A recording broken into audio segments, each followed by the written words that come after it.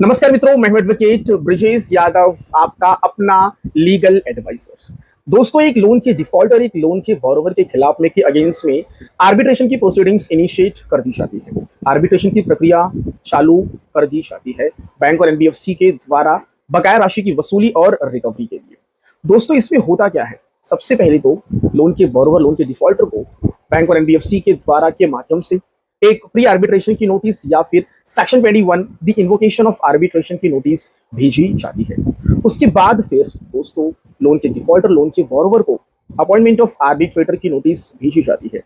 उसके बाद फिर आर्बिट्रेशन के कमेंसमेंट की भी नोटिस भेजी जाती है। दोस्तों, इसके बाद होता क्या है आगे चलकर? कुछ 15 से 20 दिन या फिर 1 महीने के बाद अचानक दोस्तों लोन के डिफॉल्टर, लोन के बोरोवर के व्हाट्सएप नंबर पर या फिर उसके रजिस्टर्ड ईमेल आईडी पर एक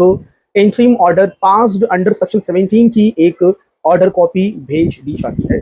और उसके बाद लोन के डिफॉल्टर, लोन के बोरोवर का जो भी बैंक अकाउंट रहता है, जो उसके पैन कार्ड नंबर से लिंक रहता है, वो सारे बैंक अकाउंट को फ्रीज या फिर उस पर लियन लगा दिया जाता है। दोस्तों,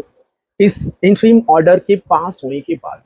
दोस्तों होता क्या है, बैंक और एनबीएफसी उनके या फिर उनके जो भी रिप्रेजेंटेटिव होते हैं, वो इस इंटरिम ऑर्डर की कॉपी को या फिर उनके जो भी लीगल एडवाइजर या फिर एडवोकेट्स होते हैं, वो इस इंटरिम ऑर्डर की कॉपी को आपके बैंक के मैनेजर के पास भेज देते हैं और उनको कहते हैं कि इस लोन डिफॉल्टर, लोन बोरोवर, आपका ये जो क्लाइंट है, जो कस्टमर है, इसके अगेंस्ट में इंटरिम ऑर्डर पास हुआ है अंडर सेक्शन 17 में। तो आपसे रिक्वेस्ट है कि इनके बैंक अकाउंट को फ्रिज या फिर लियन लगा दिया जाए, फ्रिज कर दिया जाए।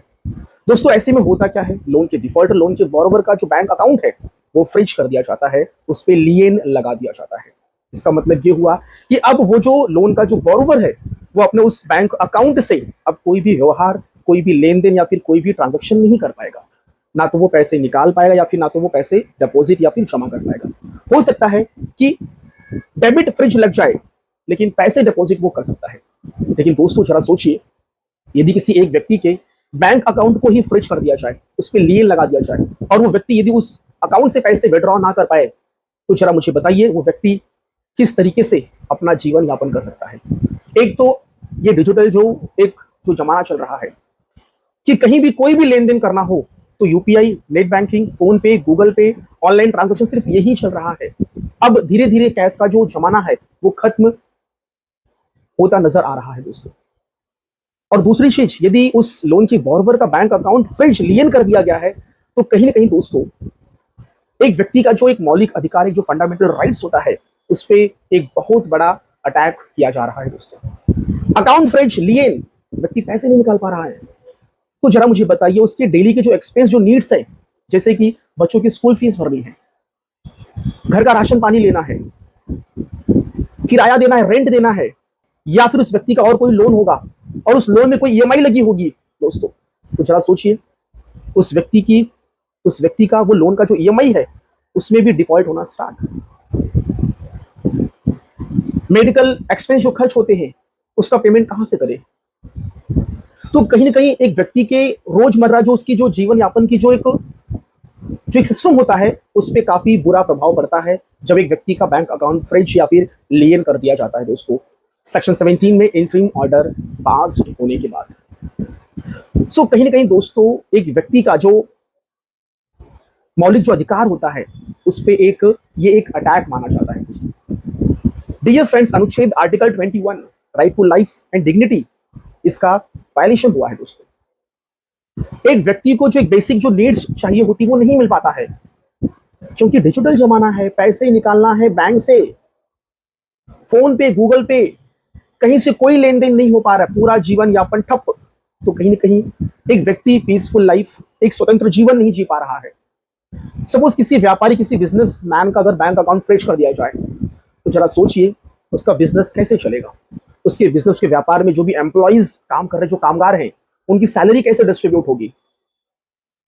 कामगार के बैंक अकाउंट में सैलरी कैसे क्रेडिट होगी यदि वो बैंक अकाउंट ही फ्रीज कर दिया गया है? तो कहीं ना कहीं व्यक्ति का जो एक मौलिक अधिकार होता है ना,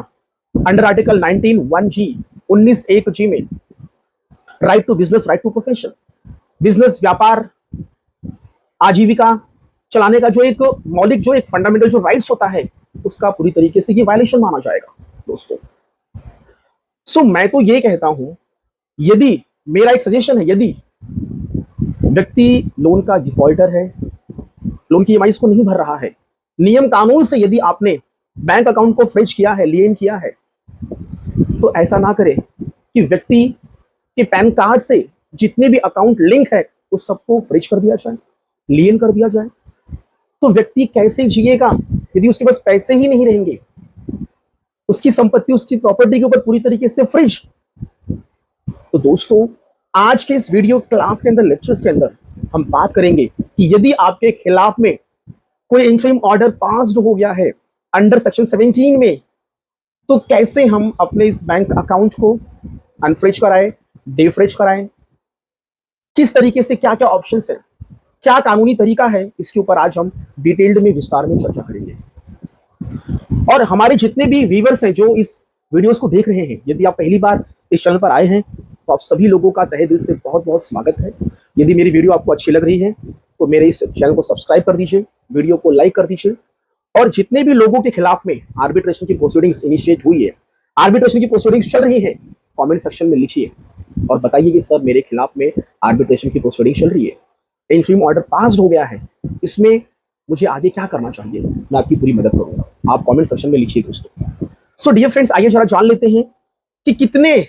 लीगल ऑप्शंस हैं, कितने कानूनी रास्ते हैं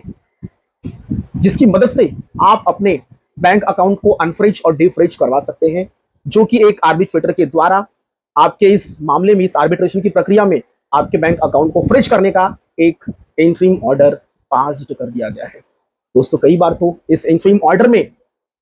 एक व्यक्ति के सैलरी के अटैचमेंट को लेकर भी इंटरिम ऑर्डर पास किया जाता है दोस्तों। और एक चीज नोट कर लेना, ये जो इंटरिम ऑर्डर पास हुआ है ना, ये फाइनल और परमानेंट कोई ऑर्डर नहीं है, ये कोई अंतिम फैसला नहीं है आर्बिट्रेटर के द्वारा। ये एक अंतरिम राहत दी गई है बैंक और एनबीएफसीज को, आपके बैंक अकाउंट को फ्रीज करके, आपके सैलरी को अटैच करके। ये एक जस्टिस को सिक्योर करने का एक प्रोसेस है दोस्तों, ये कोई परमानेंट कोई ऑर्डर नहीं है। यहाँ पे टेम्पररी बेसिस पर आपके बैंक अकाउंट को फ्रीज और लिएन किया गया है, सैलरी को अटैच किया गया है, जिससे कि आपके बैंक अकाउंट में जो भी पैसे रखे हैं आप उसको विड्रॉ करके आप उस पैसे को आप खर्च ना कर दें, और जिससे कि आगे चलकर भविष्य में यदि आपके खिलाफ में आर्बिट्रल अवार्ड पास हो जाए तो जस्टिस को कैसे सिक्योर किया जाएगा दोस्तों। बस उस फ्यूचर के जस्टिस को सिक्योर करने के लिए दोस्तों बैंक अकाउंट को फ्रीज और सैलरी को अटैच करने का ऑर्डर आर्बिट्रेटर के द्वारा दिया जाता है। सो दोस्तों आइए हम स्टार्ट करते हैं अपने इस क्लास को और देखते हैं कि कितने लीगल ऑप्शंस, कितने कानूनी रास्ते हैं इस बैंक अकाउंट को अनफ्रीज और डिफ्रीज कराने का। सो दोस्तों आज की इस वीडियो क्लास के अंदर मैं आपको आपके बैंक अकाउंट को अनफ्रीज और डिफ्रीज करने के आपको 3 कानूनी रास्ते और 3 लीगल ऑप्शंस में आपको शेयर करने वाला हूं। यदि आप इन कानूनी रास्तों को फॉलो करेंगे, लीगल ऑप्शंस को फॉलो करेंगे, सो दोस्तों आपका बैंक अकाउंट अनफ्रीज और डिफ्रीज हो सकता है। सो दोस्तों पहला ऑप्शन है कि यदि आपको ऐसा लग रहा है कि बैंक और एनबीएफसीज और आर्बिट्रेटर या फिर ओडीआर प्लेटफॉर्म के माध्यम से आपके खिलाफ में जो आर्बिट्रेशन की प्रोसीडिंग्स चल रही हैं, अगर वो कानूनी है, सही तरीके से है, लीगल तरीके से है और आपको प्रॉपरली नोटिस सर्व की गई है और आपको आपका पक्ष रखने का आपको प्रॉपर मौका दिया गया है, आर्बिट्रेटर के अपॉइंटमेंट में आपकी सहमति भी ली गई है दोस्तों, और ऐसे में यदि आगे चलकर आपके खिलाफ में इंटरिम ऑर्डर पास होता है अंडर सेक्शन 17 में दोस्तों और आपका बैंक अकाउंट फ्रीज कर दिया जाता है, तो ऐसे में दोस्तों आपको आर्बिट्रेटर के पास आपको एक एप्लीकेशन मूव करना चाहिए, आपको आर्बिट्रेटर के पास एक रिक्वेस्ट एप्लीकेशन आपको मूव करना चाहिए दोस्तों। आपको उनसे रिक्वेस्ट करना चाहिए कि यदि इस बैंक अकाउंट को फ्रीज करके आगे भी रखा गया तो इससे कितना ज्यादा आपको नुकसान हो सकता है, आपके जो भी फंडामेंटल राइट्स हैं उनका कहीं ना कहीं वायलेशन किया जा रहा है, और आप उनको बताइए कि मेरा सिर्फ एक ही बैंक अकाउंट है और इससे आपने फ्रीज कर दिया है, इससे मेरा जो जीवन यापन है वो पूरी तरीके से ठप हो चुका है। यदि आपकी मेडिकल इश्यूज है, मेडिकल इमरजेंसीज हैं, तो आप उस चीज को मेंशन करिए दोस्तों, उसको लेकर यदि कोई सपोर्टिंग डॉक्यूमेंट्स है तो आप उसको अटैच करिए, उनको रिक्वेस्ट करिए कि बैंक अकाउंट को पूरी तरीके से फ्रीज ना रखें, पार्शियल फ्रीज करें, पार्शियल आधा, एटलीस्ट कुछ पैसे में विड्रॉ कर सकूं और मैं अपने जीवन यापन को मैं आगे बढ़ा सकूं। यदि सैलरी अटैच कर दी गई है तो उसमें भी आप उनसे रिक्वेस्ट कर सकते हैं कि पूरी सैलरी को अटैच ना किया जाए, 10%, 20%, या फिर आप उनसे हम्बल रिक्वेस्ट करिए कि मेरे बैंक अकाउंट को अनफ्रेज करने का ऑर्डर पास किया जाए। यदि ये प्रक्रिया लीगल है तो दोस्तों दूसरा ऑप्शन, सेकंड ऑप्शन, यदि आपके खिलाफ में गैर कानूनी तरीके से, इलीगल तरीके से दोस्तों यदि आर्बिट्रेशन की प्रोसीडिंग्स इनिशिएट हुई है यूनिलैटरल तरीके से, वन साइडेड, एक्स पार्टी, और आपको कोई भी प्रॉपरली नोटिस सर्व नहीं की गई है, आर्बिट्रेटर के अपॉइंटमेंट में यदि आपकी सहमति, आपकी कंसेंट नहीं ली गई है दोस्तों, तो ऐसे में आप स्ट्रांगली ऑब्जेक्शन फाइल करिए, आपकी आपत्ति को दर्ज करवाइए। आप अपने ऑब्जेक्शन में दोस्तों बताइए कि यहाँ पे आर्बिट्रेटर का अपॉइंटमेंट यूनिलैटरल तरीके से हुआ है, वन साइडेड, एक्स पार्टी, मेरे कंसेंट के बिना मुझे कोई भी नोटिस सर्व नहीं की गई है, मेरे पक्ष को नहीं सुना जा रहा है, आर्बिट्रेटर के अपॉइंटमेंट में ना तो आपने हाई कोर्ट की परमिशन ली है, तो इसको लेकर आप स्ट्रांगली ऑब्जेक्शन रेज करिए। ऑनरेबल सुप्रीम कोर्ट की लैंडमार्क जजमेंट को अटैच करिए, ऑनरेबल बॉम्बे हाई कोर्ट की लैंडमार्क जजमेंट्स को अटैच करिए और पूरी तरीके से स्ट्रांगली इस आर्बिट्रेशन की प्रक्रिया को दोस्तों ऑब्जेक्ट करिए और इस ऑब्जेक्शन की कॉपी को आर्बिट्रेटर के पास एक कॉपी भेजें, बैंक और एनबीएफसीज के पास एक कॉपी भेजें दोस्तों, और यदि आपके इस मामले में कोई ओडीआर प्लेटफॉर्म है, ऑनलाइन डिस्प्यूट रेजोल्यूशन है, तो आप उनको भी भेजें। इस आपके लीगल ऑब्जेक्शंस को आपको उन तीनों को, ओडीआर, बैंक और एनबीएफसीज, आर्बिट्रेटर, तीनों को आपको वाया मेल और वाया स्पीड पोस्ट आपको भेज देना है दोस्तों। स्ट्रांगली ऑब्जेक्ट करिए दोस्तों। डेफिनेटली यदि आपके ऑब्जेक्शंस में दम होगा, आपका ऑब्जेक्शन स्ट्रांग होगा, लीगली मजबूत होगा, और यदि आपने अपने इस लीगल ऑब्जेक्शन को किसी एडवोकेट के माध्यम से ड्राफ्ट करवाया होगा, तो कानूनी जो आधार हैं, जो लीगल जो बेस हैं इस आर्बिट्रेशन की प्रोसीडिंग्स को इनिशिएट करने के लिए, आपके उस एडवोकेट ने जरूर वो पॉइंट्स को मेंशन किए होंगे, और उसी के आधार पर दोस्तों आगे चलकर आपकी ये आर्बिट्रेशन की प्रोसीडिंग्स विड्रॉ हो सकती है। बैंक और एनबीएफसीज आर्बिट्रेटर के पास एप्लीकेशन लगाएंगे कि हम इस प्रोसीडिंग्स को विड्रॉ कर रहे हैं, अब हम इस आर्बिट्रेशन की प्रोसीडिंग्स को कंटिन्यू नहीं करना चाहते हैं। वो एक एप्लीकेशन मूव ऑन कर देंगे बिफोर दी आर्बिट्रेटर, और आपका जो बैंक अकाउंट है दोस्तों वो अनफ्रेज हो जाएगा, क्योंकि जो आर्बिट्रेटर है वो एक ऑर्डर पास कर देंगे और वो ऑर्डर की कॉपी आपको आपके बैंक मैनेजर के पास आपको देना है। वैसे तुरंत आपका बैंक अकाउंट दोस्तों अनफ्रेज हो जाएगा और आप अपने बैंक से व्यवहार, लेन देन, ट्रांजैक्शन आप बहुत ही आसानी से कर सकते हैं। तो इस प्रकार से दोस्तों ये दूसरा ऑप्शन था बैंक अकाउंट को अनफ्रेज कराने का। डियर फ्रेंड्स, यदि ऑप्शन 2 सफल या फिर सक्सेस नहीं हुआ आपके बैंक अकाउंट को अनफ्रेज करने में, तो ऐसे में आपको यूज करना होगा ऑप्शन 3 दोस्तों। ऑप्शन 3 में आपको इस इंटरिम ऑर्डर जो कि पास हुआ है under section 17 under the arbitration and conciliation act 1996 के तहत, इस इंटरिम ऑर्डर को दोस्तों आपको चैलेंज करना होगा, आपको इसको सेट असाइड करना होगा। इसके लिए आपको दोस्तों जाना होगा डिस्ट्रिक्ट कोर्ट और कमर्शियल कोर्ट में दोस्तों। डियर फ्रेंड्स, आपका जो डिस्ट्रिक्ट कोर्ट होगा, आपका जो कमर्शियल कोर्ट होगा, या फिर सीट ऑफ जो आर्बिट्रेटर होगा, वहां के डिस्ट्रिक्ट कोर्ट और कमर्शियल कोर्ट में आपको इस इंटरिम ऑर्डर को चैलेंज करना होगा। इसको सेट असाइड करने के लिए दोस्तों आपको कोर्ट जाना होगा, इसमें आपको स्टे की पिटीशन आपको लगानी होगी। डियर फ्रेंड्स, यकीन मानिए यदि आपके ऑब्जेक्शन में, आपकी आपत्तियों में यदि दोस्तों मजबूती होगी, और यदि ये आर्बिट्रेशन की प्रोसीडिंग्स गलत तरीके से, इलीगल तरीके से और आर्बिट्रेशन एक्ट के खिलाफ में यदि चलाई जा रही होगी दोस्तों, तो आपको डिस्ट्रिक्ट कोर्ट से या फिर कमर्शियल कोर्ट से आपको डेफिनेटली आपको स्टे मिलेगा, आपको रिलीफ मिलेगी, या फिर हो सकता है कि इस इंटरिम ऑर्डर को सेट असाइड, खत्म और खारिज भी कर दिया जाएगा और आपके बैंक अकाउंट को अनफ्रेज और डीफ्रेज करने का ऑर्डर डिस्ट्रिक्ट कोर्ट के माध्यम से पास कर दिया जाएगा। सो दोस्तों, आपके पास टोटल 3 ऑप्शंस हो गए। पहला तो यदि प्रोसीडिंग्स लीगल है, कानूनी रूप से सही है, तो आर्बिट्रेटर के पास एक हम्बल, एक रिक्वेस्ट एप्लीकेशंस आप मूव ऑन करें। यदि आर्बिट्रेशन की प्रोसीडिंग्स गलत है, इलीगल है, यूनिलैटरल है, वन साइडेड एक्स पार्टी है दोस्तों, आपकी सहमति के बिना चलाई जा रही है, आपको प्रॉपरली नोटिस सर्व नहीं की गई है, तो ऐसे में इसके खिलाफ में दोस्तों आपको आर्बिट्रेटर के पास, बैंक और एनबीएफसीज के पास, online dispute resolutions ODR platform के पास आपको स्ट्रांगली ऑब्जेक्शन और आपकी आपत्ति आपको दर्ज करवानी होगी दोस्तों। तीसरा ऑप्शन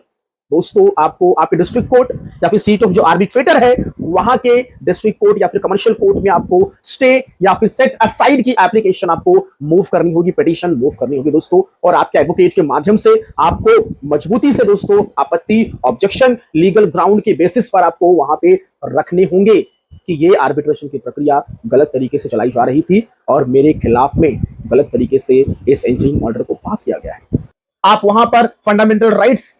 के जो ग्राउंड्स हैं जो मौलिक अधिकार के जो ग्राउंड्स हैं आप उनको भी रख सकते हैं दोस्तों, पार्शियल तौर पर, आंशिक रूप में।